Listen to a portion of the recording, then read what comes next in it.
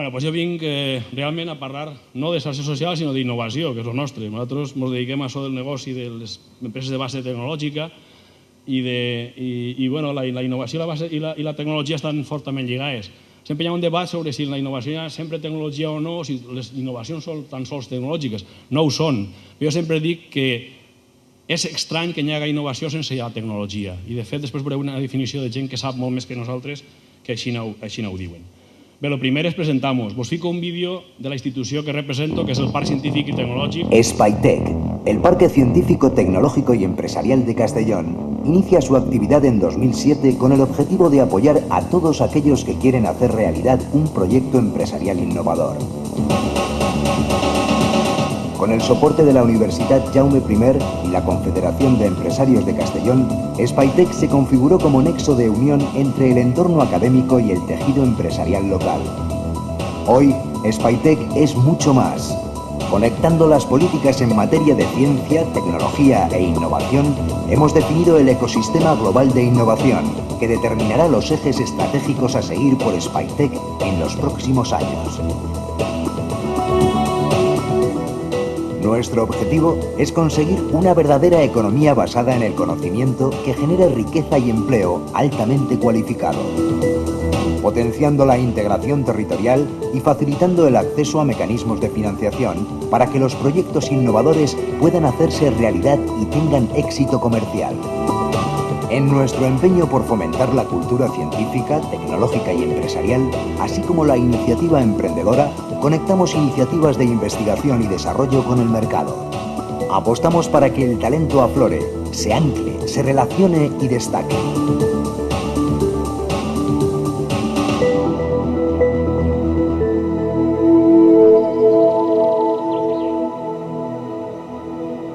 Crecemos en infraestructuras para las empresas. El Centro de Intercambio de Conocimiento e Innovación será capaz de albergar y dar respaldo a proyectos en crecimiento más maduros. Walhalla, el primer proyecto tractor de Spytec, supone un nuevo posicionamiento de la provincia en el sector de tecnologías de la información y comunicaciones. Con el concepto Long Way Companion, seguimos aplicando nuestros servicios especializados de apoyo a la innovación. Asesoramos durante el crecimiento, trabajando codo con nuestras empresas en todas sus fases, para que sus proyectos se consoliden. Conectamos a las empresas con el sistema de innovación global, creando una red de conocimiento e intercambio clave en su crecimiento y aceleración, facilitando su despegue internacional. Spytec, un entorno idóneo para crecer. Bé, doncs com veieu és un vídeo futurista i l'han ficat per això, perquè el que volem projectar és imatge de futur.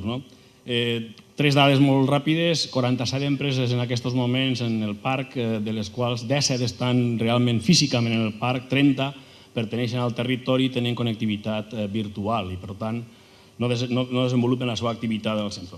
60% són empreses que estan en fase inicial, de menys de 200.000 euros de facturació, però ja en tenim vora un 30% que estan en la segona fase, és a dir, de 200.000 a 2 milions, i algunes de 2 a 20 i de més de 20.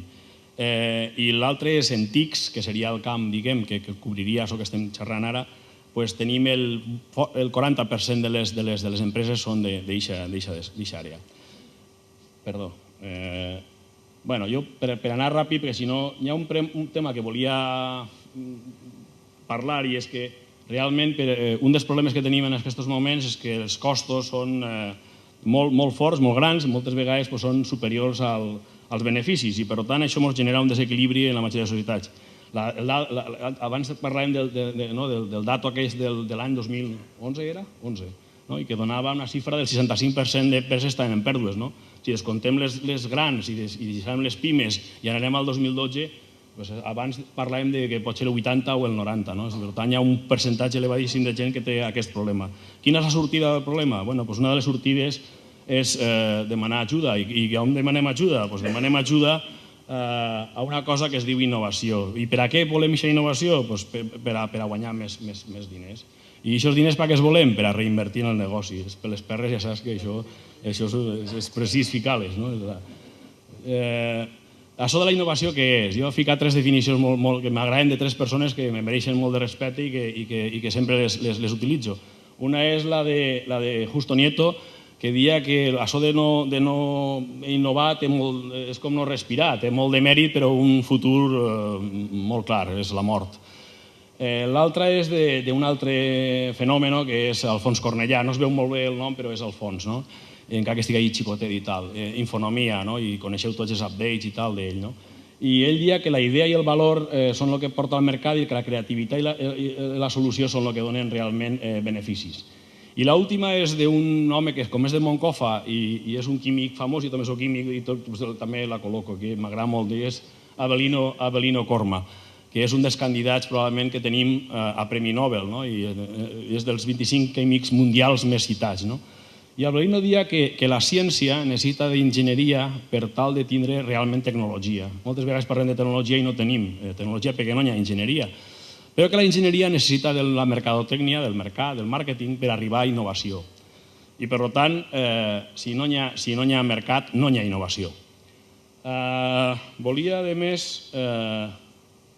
Ostres, si ha passat alguna cosa i s'ha descomposat la presentació. Ha fet alguna operació en fet incorrecta. Ahí estem, ara. Ha sigut jo, perdoneu. Ha pulsat la tecla que no tocava, com sol passar. Hi ha un home, un gurú d'això del management, que és Peter Drucker,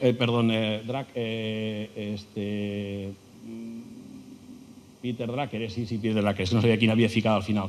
Peter Drucker, que deia una cosa que me pareix que resumeix molt clarament de què estem parlant.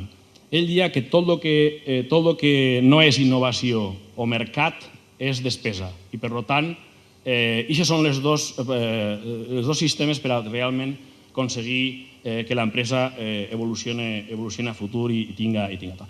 Per supost que al final tornem a que només allò que arriba al mercat és realment innovació. Hi ha una definició que a mi m'agrada molt i és que les empreses innovadores són aquelles que, jo fico el 30 perquè m'agrada aquesta xifra, que el 30% dels seus guanys anuals perteneixen a productes desenvolupats els 3 últims anys.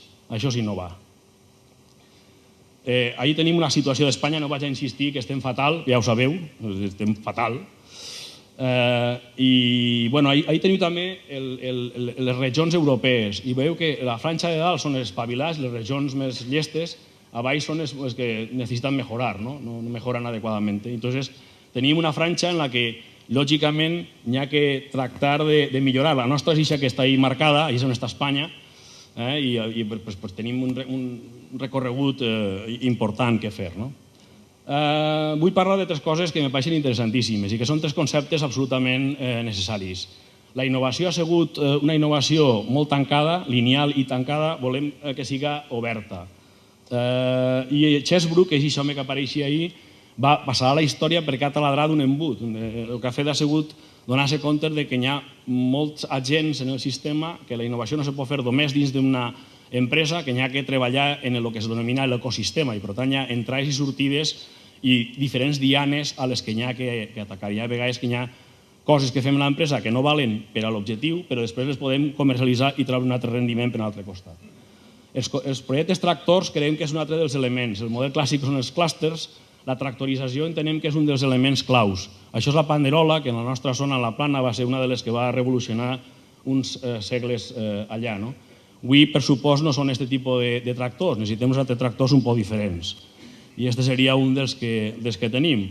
Vull parlar del corredor mediterrani i tal, que això també està molt trellat. Però aquest seria un dels elements. Necessitem tractors d'alta velocitat que ens tiren dels sectors i també en aquests. I després volia parlar d'això del Lean. No sé si heu sentit aquesta paraula, se va ficar de moda fa un munt d'anys, o en Toyota, i ara hi ha un llibre ahí que és interessant, us recomano, els que esteu en el tema d'emprendedorisme, el Lean Startup, el de Rice, que crec que és una forma interessant d'abordar el tema. Al final ja està tot escrit, el que passa que els americans tenen la cosa aquella que fan un altre text i reinventen i ens ho tornen a vendre, però la millora contínua i el pivotar i el repetir, clonar i la prova d'error l'han fet tota la vida. Vull dir que han sigut sempre practicons i per tant està ahí, però aquest home passarà a la història havent escrit aquest llibre i tal. Al final el que volem és millorar la competitivitat i facturar més i això passa per una cosa que és el terme co us té que quedar així, el que hi ha que fer coses, cooperar, competir, pensar en col·laboració, treballar en espais de coworking, tindre codisseny, cocrear, en fi. I què vol dir co? Pues que el que parlàvem abans, el client sabeu que és el rei, el jefe, o depèn de qui el definisca, si és roig o un altre, però aquest client s'incorpora en els processos de disseny pràcticament des del principi i és molt important el que se treballi conjuntament. No vull fer-ho molt llarg perquè m'estan dient ja que estic agotant el temps. Hi ha que treballar de forma diferent, i jo crec que és fonamental. I aquesta forma diferent, us havia ficat així un vídeo de coworking, però anem a saltar-lo i no anem a fer-lo. I per a tot això fa falta pasta, que després parlarà alguna més, crec que va parlar un poc més de finançament justo i us comentarà algun tema al referent. Però jo no m'he resistit a que veieu una forma de cofinançar que és el crowdfunding. I jo l'he ficat el vídeo, que no sé si se sent. But with built-in social media and sharing tools to help accelerate the process. It's like fundraising on steroids. Once you craft a killer pitch for your project and launch your post, start spreading the word and be bold. Only when your campaign gets your approval and support from your communities, you'll typically see others from outside your network start to join the fund when you reach 40% of your initial funding.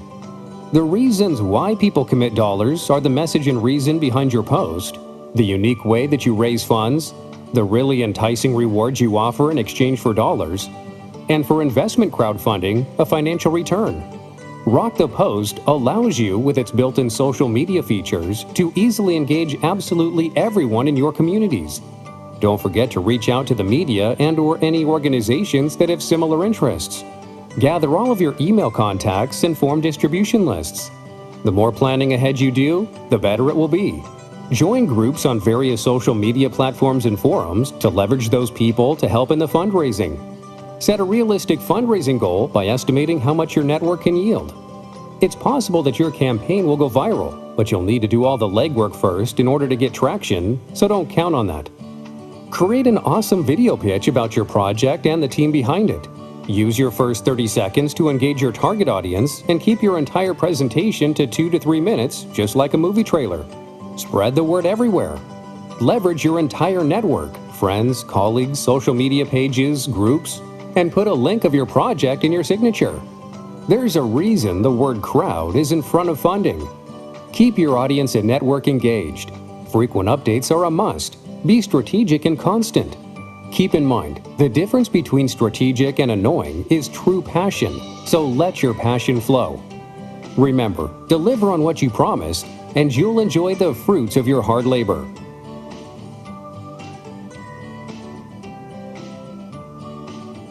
Esta presentació perquè és d'un espanyol que està ara a New York i és d'una canadenca, a més, que han muntat l'empresa i han tingut connexió amb ells i estan treballant. Hi ha moltes més en les xarxes socials i de més ne topetareu moltíssimes.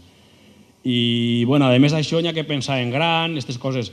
Per cert, ahir vaig veure una cita que me va encantar, perquè pensar en gran jo pensava que també ho havien fet els americans i resulta que rotega 7 al dia, o sigui que a vegades et sorprens en aquestes coses.